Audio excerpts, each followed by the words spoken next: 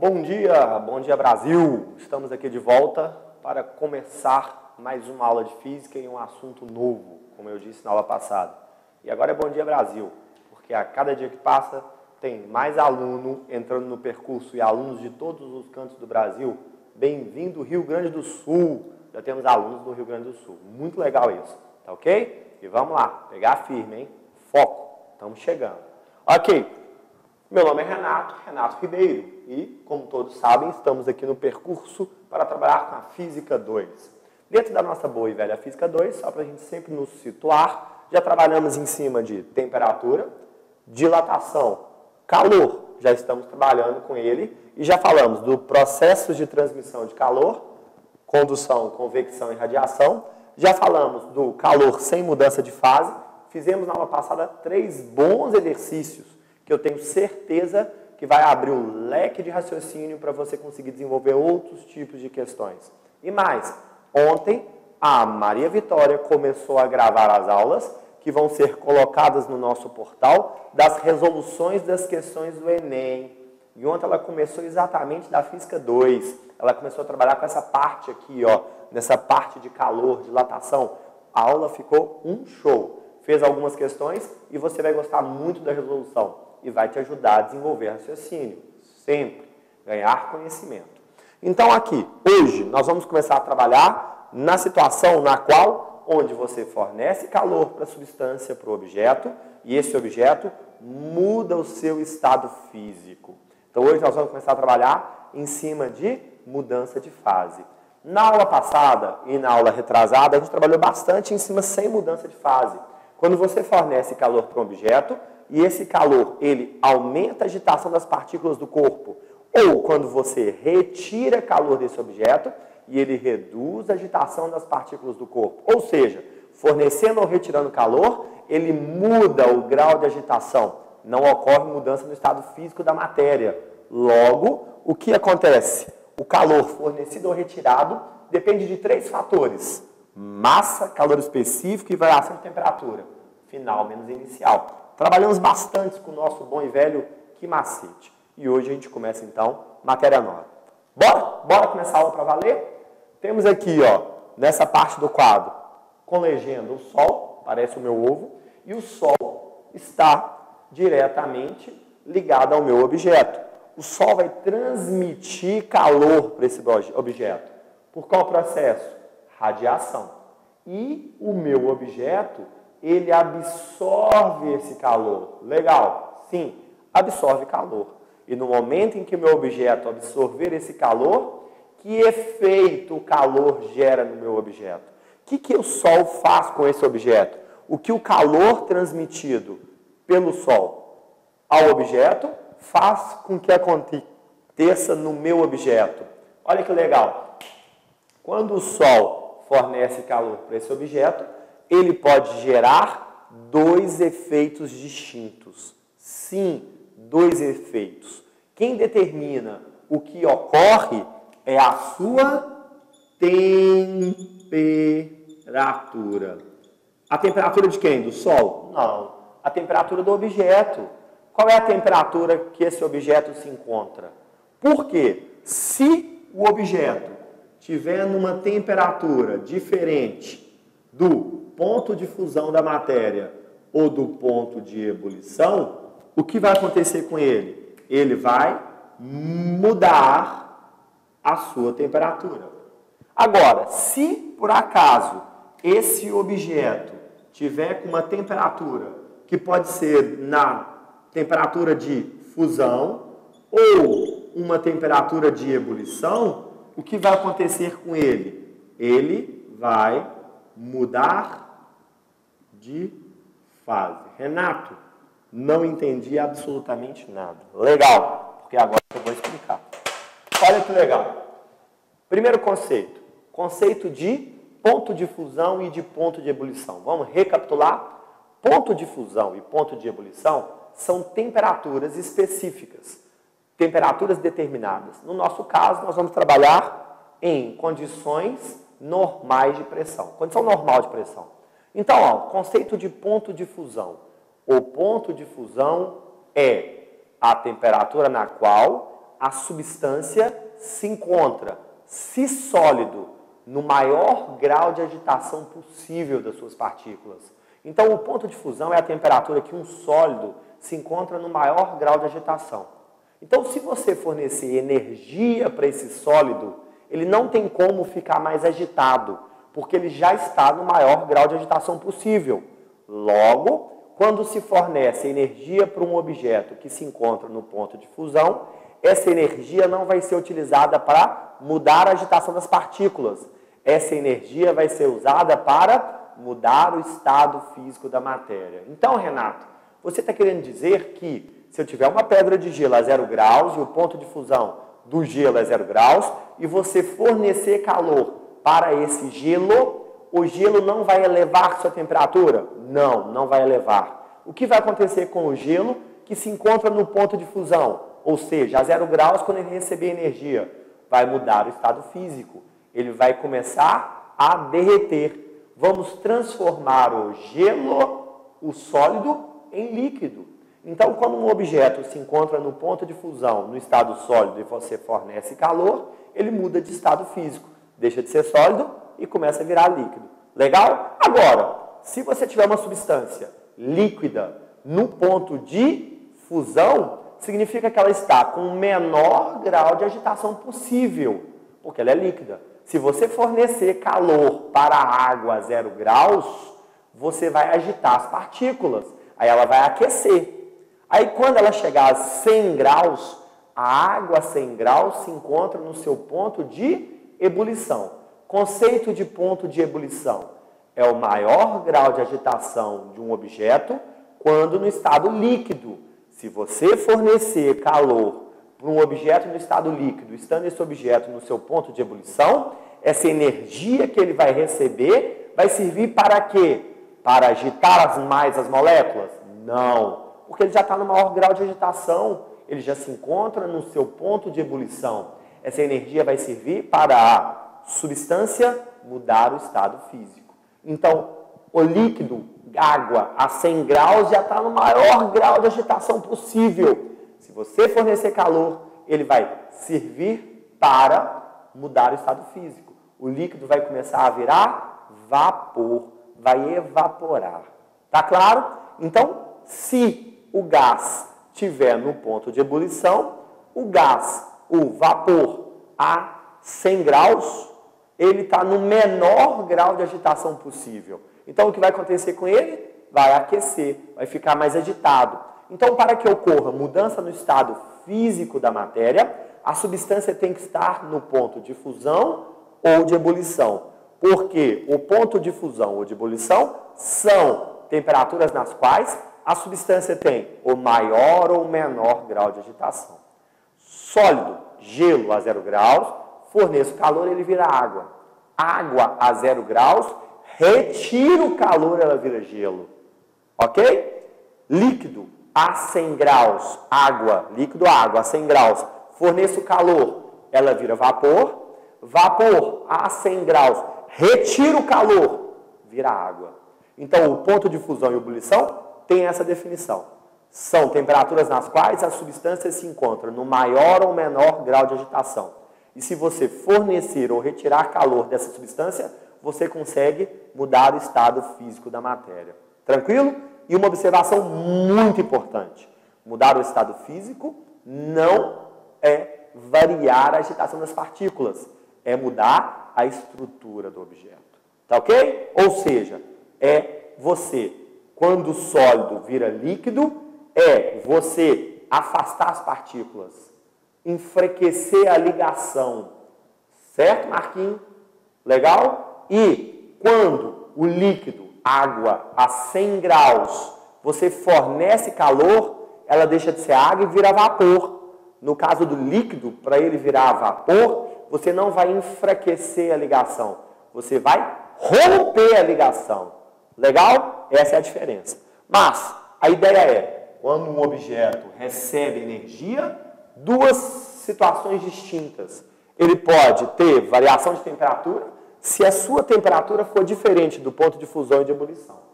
E se o objeto estiver no seu ponto de fusão ou de ebulição, ele pode mudar o seu estado físico, mudar de fase, que é o objetivo da nossa aula de hoje.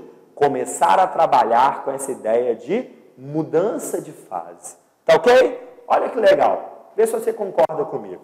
Vou fazer aqui de novo um outro desenho e vou te mostrar o seguinte. Temos aqui o Sol. Está lá o nosso Sol que fornece energia no meu sistema. E exposto ao Sol, eu coloquei uma pedra de gelo a 0 graus Celsius. Coloquei uma pedra de gelo a 0 graus Celsius exposto ao Sol. O gelo está recebendo energia? Sim, está recebendo energia. Energia, calor em trânsito. Como a temperatura do Sol é mais elevada do que o gelo, o Sol fornece, o gelo absorve. E ao absorver essa energia, o que ocorre com o gelo? Renato, você acabou de me falar que em condições normais, o ponto de fusão do gelo é de 0 graus Celsius. Ou seja, gelo sólido a 0 graus Celsius se encontra no seu maior grau de agitação possível.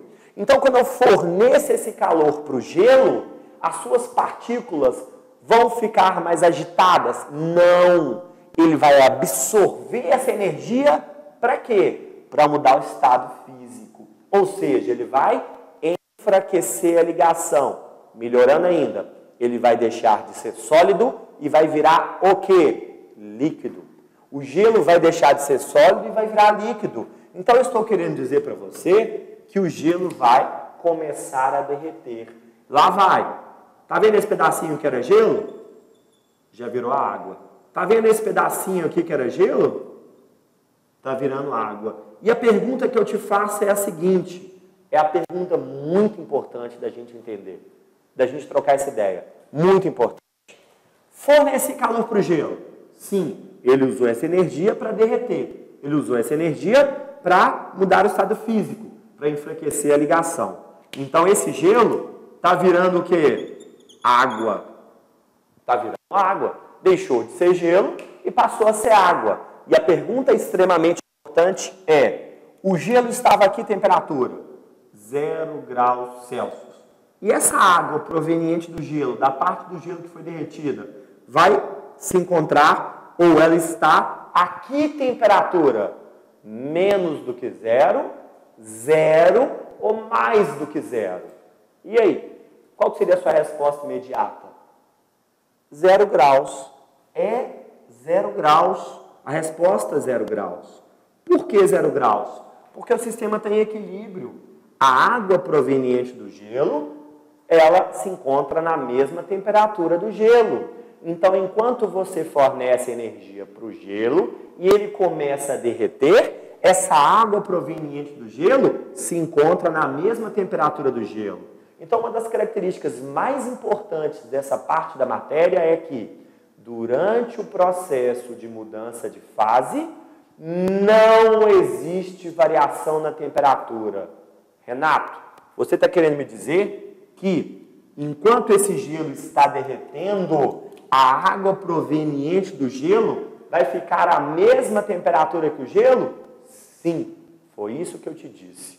E mais, que enquanto o gelo não derreter completamente, essa água proveniente do gelo não vai ser aquecida, não vai ter sua temperatura elevada. Então, durante todo o processo, mesmo você tendo uma pedrinha pequena de gelo, e esse gelo está a 0 graus, porque o gelo não passa de 0 graus, porque a maior temperatura na qual ele atinge é o seu ponto de fusão, o maior grau de agitação possível, toda essa água proveniente do gelo que se encontra em contato com o gelo continua a 0 graus Celsius. Essa é a característica mais importante do processo de mudança de fase, que é, durante a mudança de fase,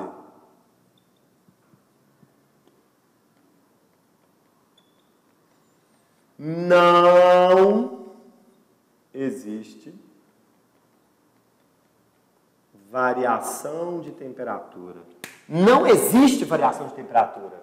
A temperatura ela é mantida constante. Toda a energia recebida pela substância é utilizada apenas para mudar o estado físico da matéria. Não existe variação na agitação das partículas do meu objeto. Foi claro aqui? Com certeza absoluta. Moleza, bola para frente. Vamos lá então. Então olha que interessante. Olha o que o Renato está querendo te dizer então. Que se o objeto está recebendo calor, ele não sofre mudança na sua temperatura. Então, ó, temos aqui nossa pedra de gelo a 0 graus. São 10 gramas. Estou afirmando para você que eu tenho em mãos uma pedra de gelo de 10 gramas a 0 graus Celsius. E, novamente, coloquei o gelo exposto ao sol, recebendo ondas de calor. Essa energia vai ser utilizada pelo gelo para quê? Mudar o estado físico, para deixar de ser gelo e se transformar em água. Então, esse gelo aqui vai derreter, vai virar água, o estado líquido de H2O. Legal. Então, ok. O gelo para derreter não recebeu calor? Recebeu calor. E tem como eu calcular todo esse calor que eu estou fornecendo para o gelo para derreter ele? Tem. A gente estava trabalhando com a formulazinha de calor era massa, calor específico e variação de temperatura. Famoso que macete. E olha que legal. Vê se faz sentido. Durante esse processo em que o gelo está virando água, a água continua a 0 graus Celsius. Não existe variação de temperatura da água proveniente do gelo. A energia é utilizada apenas para mudar o estado físico da matéria. Estou sendo insistente nisso porque é muito importante. Durante esse processo, a temperatura permanece constante. O sistema permanece em equilíbrio, numa temperatura única, que é o ponto de fusão. Legal? Então, não existe variação de temperatura. Zero. Zero vezes qualquer coisa? Zero. Então, o Renato está querendo me dizer que o calor absorvido pelo gelo é zero. Que o gelo não absorve calor para derreter. Espera aí. Impossível, né? Eu sou uma pedra de gelo a 0 graus e falo, vou derreter, e derreto? Não existe isso. Né? O gelo resolve, vou partir dessa para melhor, e viro água. Não existe isso. Tem que receber calor? Tem que receber calor, claro. Mas como que ele vai receber calor se não tem variação de temperatura?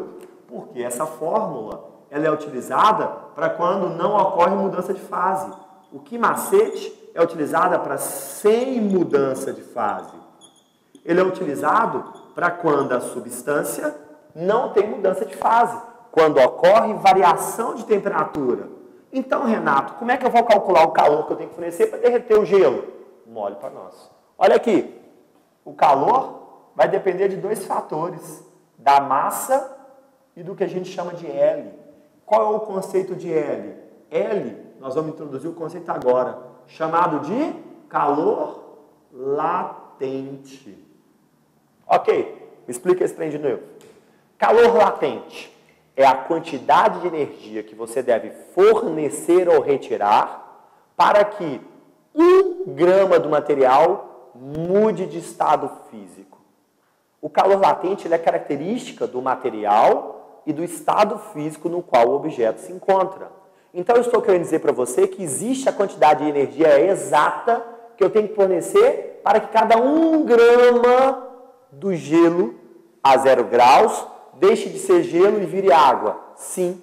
E essa quantidade de energia que você fornece ou retira para que 1 grama do material mude de estado físico é chamado de quê? Calor latente. Repetindo, calor latente, quantidade de energia fornecida ou retirada para que 1 grama do material mude de estado físico. Então, o calor latente, ele é dado pela relação de calorias por grama. Ou seja, quantidade de energia fornecida ou retirada para que 1 grama do material mude de estado físico. E mais, esse calor latente, ele se divide em 2 tipos. você tem o calor latente de fusão e você tem o calor latente de ebulição. Então, existe o calor latente para derreter o gelo ou para congelar a água. E existe o calor latente para evaporar o líquido ou para transformar o vapor em líquido. Ok? Esse calor é específico do tipo de material e ele é o calor fornecido quando esse material, essa substância, se encontra no seu ponto ou de fusão ou de ebulição. Olha que legal, não sei se vocês sabem, mas o calor latente de fusão do gelo, ele vale exatamente, isso é dado numa questão, 80 calorias por grama. Renato, tradução. O calor latente de fusão é a quantidade de energia que eu devo fornecer ou retirar de uma substância para que ela mude o estado físico. Se eu tiver o gelo a 0 graus e fornecer calor, é para deixar de ser gelo e virar água. Se eu tiver a água a 0 graus e retirar calor, é para fazer com que a água congele, vire gelo. Então, para que cada grama de gelo a 0 graus deixe de ser gelo e vire água, eu tenho que fornecer quantas calorias? 80 calorias. Ok? Então, você está querendo me dizer que para derreter completamente essas 10 gramas de gelo, eu vou fornecer quanto de calor? Mole para nós. Olha que legal. Se o calor depende da massa e do tipo de substância, esse gelo são quantas gramas? 10. E qual é o calor latente?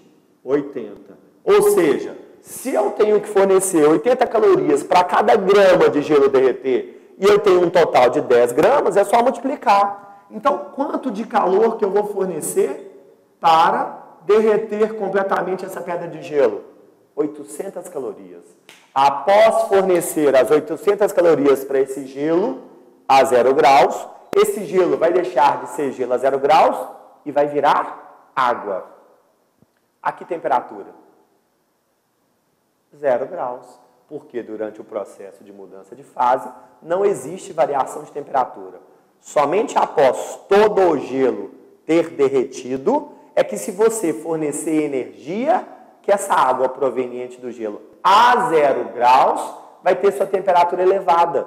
Então, essa nossa matéria se resume a que macete, que mel. O pessoal costuma falar aqui em BH, em Minas Gerais, chama de quimel. Alguns professores quimela, tá ok? Então é o famoso que macete, quimela, que macete, quimela, que macete sem mudança de fase, variação de temperatura, quimela com mudança de fase, durante o processo em que a substância está mudando de estado físico. Então, Renato, você está querendo dizer que essa matéria se resume a que macete, quimela, mole para nós.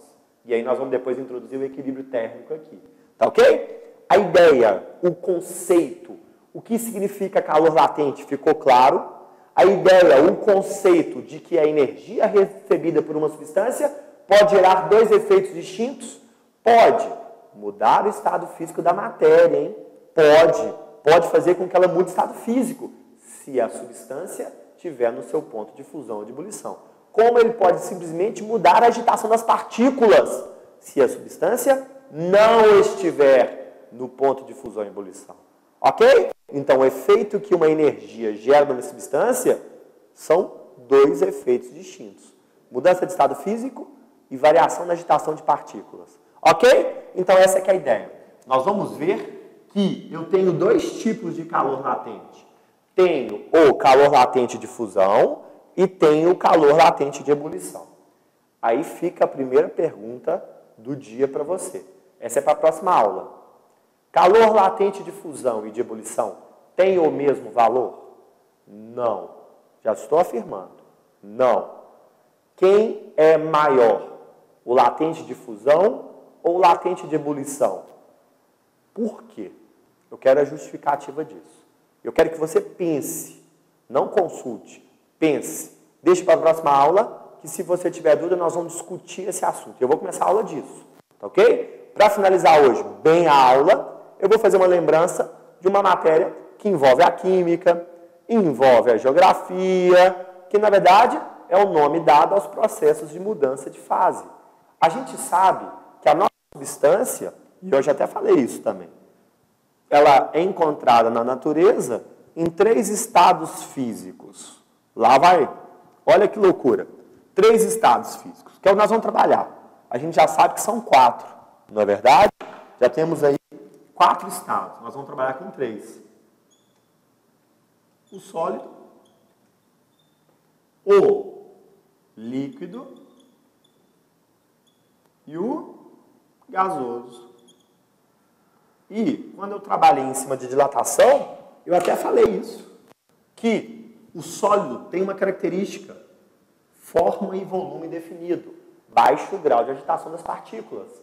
E esse sólido só vai deixar de ser sólido, vai virar líquido, se ele chegar no ponto de fusão, temperatura na qual o sólido tem o maior grau de agitação possível. E se você fornecer energia para o sólido, ele vai deixar de ser sólido e vai virar líquido. Qual é o nome do processo? Mole para nós, fusão. Não é a fusão? É a fusão. O processo no qual o sólido deixa de ser sólido e vira líquido. Agora, se o líquido tiver no seu menor grau de agitação, no ponto de fusão, e você retirar a energia, ele vai deixar de ser líquido e vai virar sólido. A gente chama de solidificação.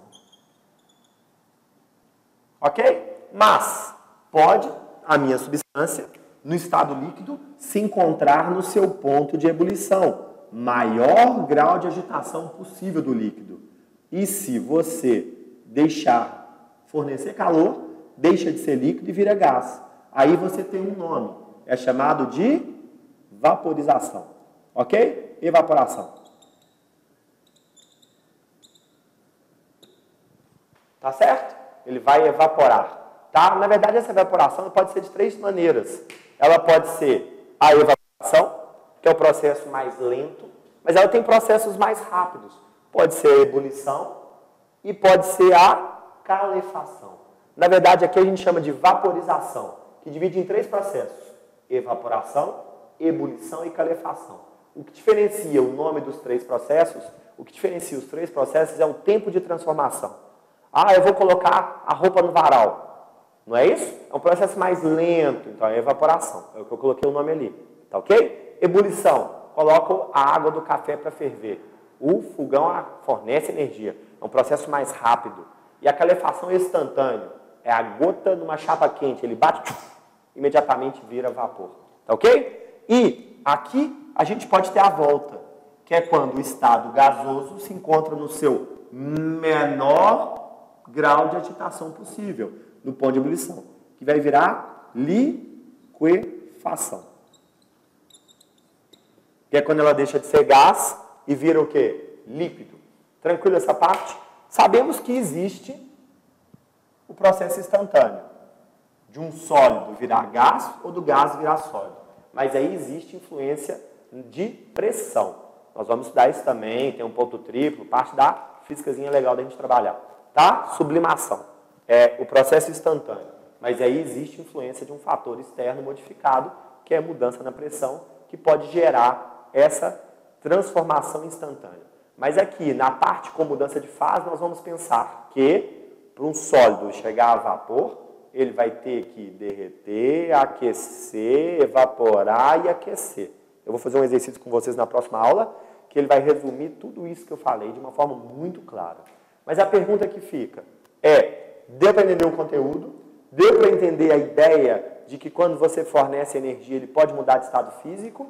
E, sendo muito insistente, durante o processo dessa mudança de fase, não existe variação na temperatura. A temperatura do sistema permanece constante. Tá ok? E, se eu quiser calcular a quantidade de energia que eu tenho que fornecer ou retirar para a substância mudar de fase, eu uso que macete? Eu pego o calor e verifico que ele depende de 2 fatores, da massa e do calor latente, que é a quantidade de energia fornecida ou retirada para que 1 grama do material mude de estado físico. Então, como eu já disse, aqui vai ser dado em calorias por grama. Renato, às vezes vem joules por quilo. Se for caloria por grama, ele puxa a massa para grama e puxa o calor para calorias. Se for joules por quilo, ele puxa a massa para quilo e puxa o calor para joules. Mas independente do que seja, o conceito é quantidade de energia fornecida ou retirada, para que uma unidade de massa do material mude de estado físico. E disse para você, existe o de fusão e disse o de ebulição. E a pergunta que fica é, se eu estou afirmando que o latente de fusão é maior ou menor que o latente de ebulição? Porque eu estou afirmando que são valores diferentes. E a minha dúvida é, quem é maior? Fusão maior que ebulição ou ebulição maior que fusão? E eu quero saber por quê. Ok? Legal? A aula que vem é extremamente importante. Vai ser uma aula que eu vou fazer um exercício muito importante para a gente destrinchar essa diferença, esse conceito do que macete e do que mel. Eu vou fazer uma análise de um gráfico relacionado calor com temperatura, o nosso bom e velho gráfico de plataformas, e nós vamos dar uma tacada boa nessa matéria. E aí, sem ser na aula que vem, na outra aula, voltamos a uma sequência de exercícios de equilíbrio térmico. Olha que show, hein? Equilíbrio térmico de água com gelo, porque aí vai ter mudança de fase. Vou fazer sequenciado, vou continuar nesse ritmo que nós estamos indo muito bem, tá ok? Legal? Muito obrigado mais uma vez pela sua presença. Continue estudando com foco e vamos rumo ao sucesso. Valeu? Obrigado, um ótimo dia de estudo. Abraço.